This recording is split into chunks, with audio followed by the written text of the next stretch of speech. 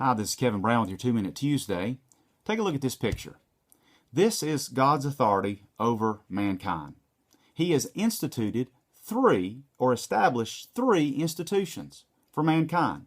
The household, that would be the family, the church, and the state, that would be the government. Now, remember, God instituted these. We know this from Scripture.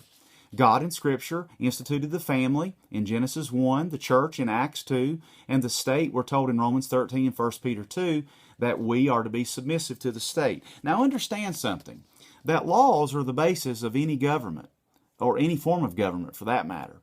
But if those laws are not based upon God's revealed commandments and instead become based upon human opinions and the changing winds of culture, then that society will inevitably crumble.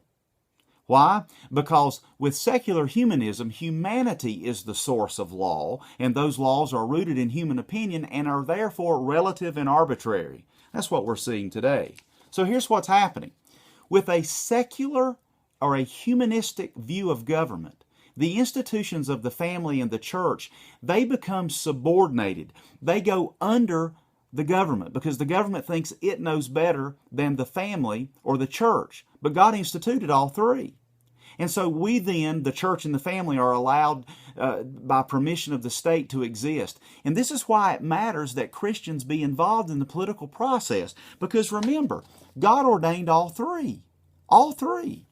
Now, if you have a Christian view of government, the state only intervenes in the sphere of church and family when it is absolutely necessary to protect life, liberty, and property. That's why the government exists, to protect life, liberty, and property. And it has to punish crime. But what is happening is a lot of Christians think that God has only instituted these two. But He instituted all three. As Christians, we are called to submit to the civil authorities. The Bible tells us that in Romans 13 and 1 Peter 2.